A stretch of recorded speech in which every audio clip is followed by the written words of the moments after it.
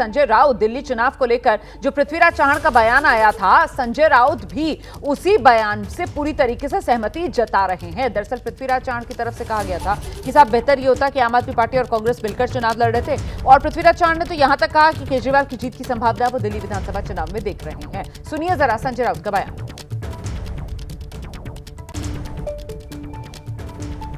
हमारे जैसे बहुत सी पार्टियां हैं कि जो संकट में है कि दिल्ली में क्या करें। दोनों हमारे दोस्त हैं, दोनों के साथ हमारा एक रिश्ता है।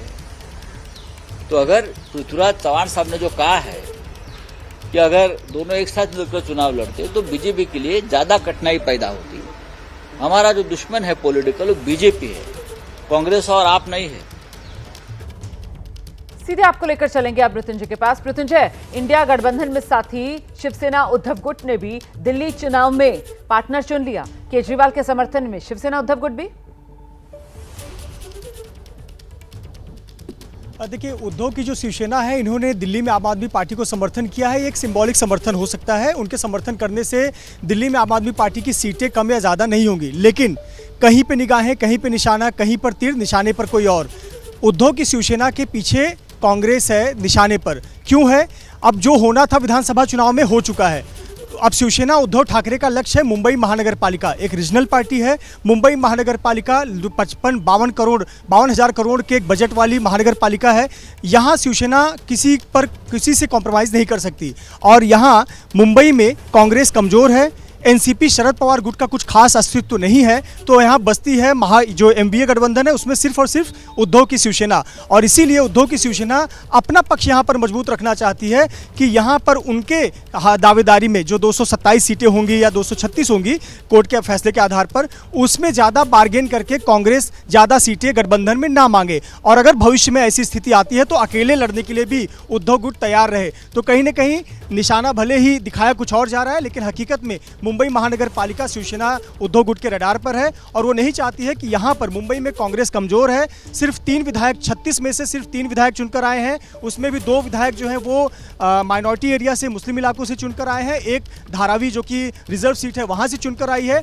बाकी जगहों पर कांग्रेस बहुत कमजोर हुई है। तो शिवसेना उद्धव गुट नहीं चाहेगी कि कांग्रेस यहाँ पर मुंबई महानगर पालिका में अपनी दावेदारी पेश करे। इसलिए कहीं ना कहीं आम आदमी पार्टी को समर्थन कर अपना दांव खेलने के फिराक में नजर आ रही है। ये बहुत महत्वपूर्ण बात आपने कही है। और कमोबेश जहां जहां से इंडिया गठबंधन के साथी इस तरीके से अरविंद केजरीवाल के समर्थन में अपनी आवाज बुलंद कर रहे हैं, वहां पर इन दलों की रणनीति यही है कि संदेश कांग्रेस को दिया जाए। इंडिया गठबंधन की सहयोगी बिहार में आरजेडी, दिल्ली चुनाव लड़ना आरजेडी का भी तय नहीं। और आरजेडी के नेता तेजस्वी यादव कह रहे हैं, हम लोगों ने अभी तक तय नहीं किया दिल्ली में चुनाव लड़ेंगे या नहीं।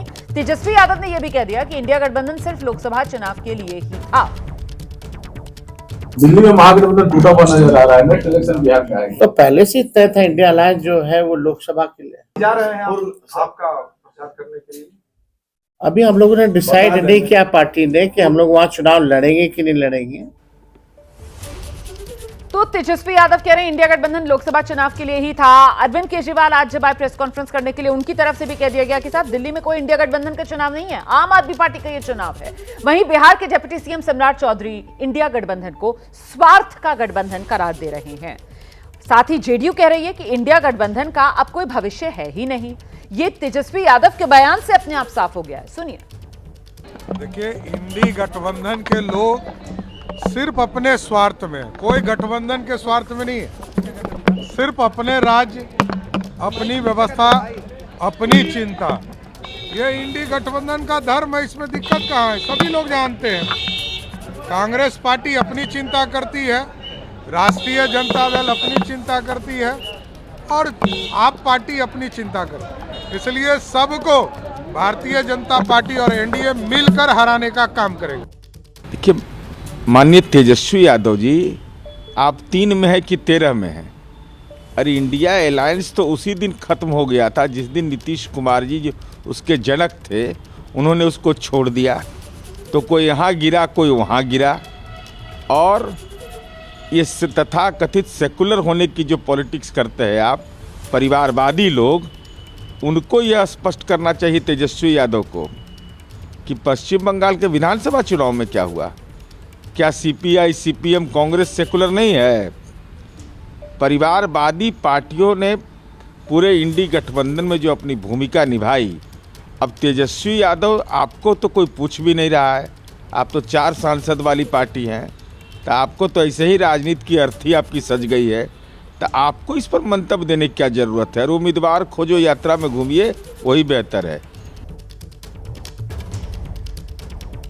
शशांक के पास आपको लेकर चलते हैं। पटना से इस वक्त हमारे साथ मौजूद है शशांक। 2024 लोकसभा चुनाव के बाद विधानसभा चुनाव तो और भी हुए, जम्मू कश्मीर में भी इंडिया गठबंधन अलग अलग चुनाव मैदान में उतरा, हरियाणा में भी हमने ये होते हुए देखा, लेकिन कुल मिलाकर अब ऐसा लग रहा है कि ये दिल्ली विधानसभा चुनाव इंडिया गठबंधन के ताबूत में आखिरी कील न कहीं साबित हो जाए। शशांक, देखिए, अलग अलग नज़रिया है लोगों का देखने का। तेजस्वी ने इंडिया गठबंधन के खत्म होने को लेकर जो बयान दिया था वो दिल्ली के संदर्भ में दिया था, लेकिन तेजस्वी ने साफ तौर पर यह कहा था कि बिहार में हमारा अलायंस कांग्रेस के साथ पहले से है, ये बना रहेगा। वहीं बिहार कांग्रेस के जो नेता हैं तेजस्वी के इस बयान से सहमत नहीं है कि इंडिया लेवल पर जो है इंडिया गठबंधन खत्म हो गया। कांग्रेस के नेता बिहार में कह रहे हैं कि राष्ट्रीय स्तर पर है, राज्यों में पार्टियां अलग अलग लड़ती हैं, तो इसका मतलब ये नहीं कि इंडिया गठबंधन खत्म हो गया। साफ तौर से बिहार कांग्रेस के बड़े नेताओं का कहना है।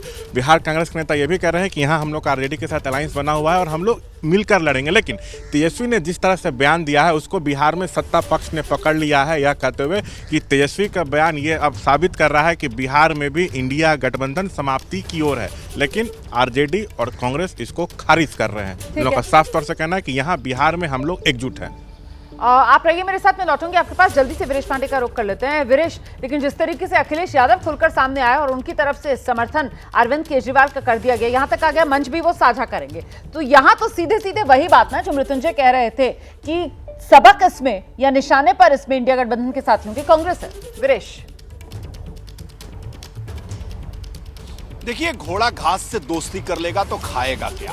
कांग्रेस एक राष्ट्रीय पार्टी है और उसी की घास खा के ये जो जितने क्षेत्रीय दल हैं अपने अपने इलाके में मोटे और मजबूत हुए, और जब भारतीय जनता पार्टी ने सबकी घास चर ली तो ये इकट्ठा हुए कि भाई अपनी घास बचाओ, नहीं तो भारतीय जनता पार्टी मोदी के नेतृत्व में सब चर जाएगी।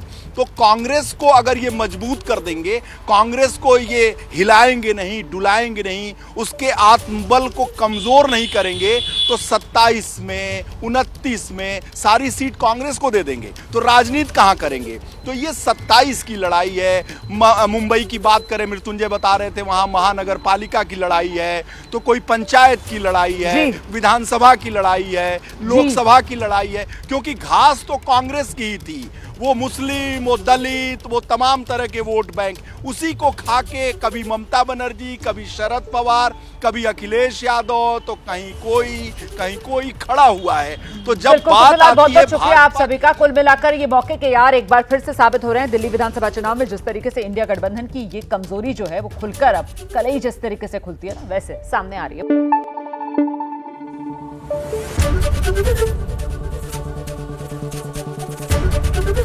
एबीपी न्यूज आपको रखे आगे।